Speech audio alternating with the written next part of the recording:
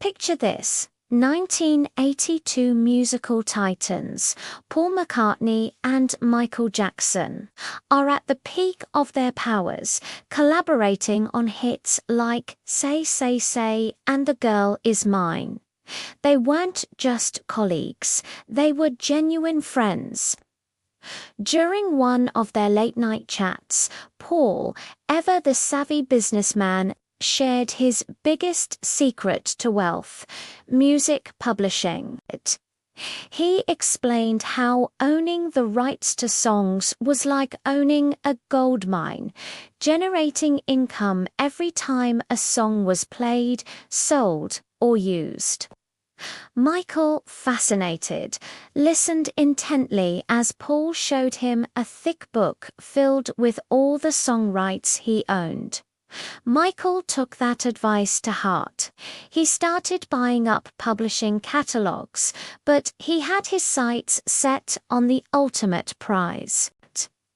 Now, let's rewind to the 60s. The Beatles, young and inexperienced, signed away a huge chunk of their publishing rights to a company called Northern Songs. After a series of complex business deals, this incredible catalogue, which included iconic songs like Hey Jude and Let It Be, eventually landed in the hands of a company called ATV Music. Fast forward to 1984, ATV Music, holding the keys to the Beatles' kingdom, goes up for sale. Paul McCartney naturally saw this as his golden opportunity to reclaim his own legacy. He and Yoko Ono planned to make a bid, but they weren't the only ones interested. Remembering Paul's advice, Michael Jackson saw his chance. He quietly entered the bidding war. Paul thought his friendship with Michael meant they wouldn't be bidding against each other. He even called Michael, who reportedly told him, "Paul, it's just business." Michael was determined. He didn't just want a piece of the pie. He wanted the whole thing. The bidding was fierce. But in August 1985, the news broke. Michael Jackson had outbid everyone, purchasing the entire ATV catalogue for a staggering $47.5 million. He was now the owner of over 250 Beatles songs.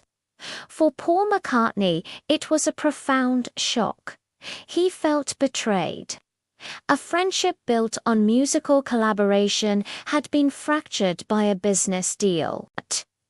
In interviews, Paul expressed his deep disappointment, feeling that his casual advice had been used against him. He had to pay to perform his own songs, the very music he had poured his heart and soul into creating. It was a bitter pill to swallow and a stark lesson in the ruthless nature of the music industry. Over the years, the story took more turns.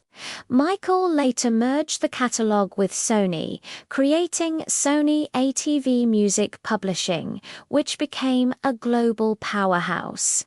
And what about Paul? Well, thanks to a US copyright law from 1976, artists could begin reclaiming rights to their works after 56 years. In 2017, Paul McCartney filed a lawsuit and eventually reached a confidential settlement with Sony ATV, finally beginning the process of getting his songs back. It's a fascinating, complex story of friendship, business, and betrayal between two of the greatest artists of all time. It reminds us that in the world of entertainment, the line between personal and professional can get very, very blurry. What do you think? Was Michael just playing the game, or did he cross a line? Let me know in the comments below. thanks for watching. If you enjoyed this deep dive into music history, make sure to hit that like button and subscribe for more stories you won't want to miss. See you in the next one.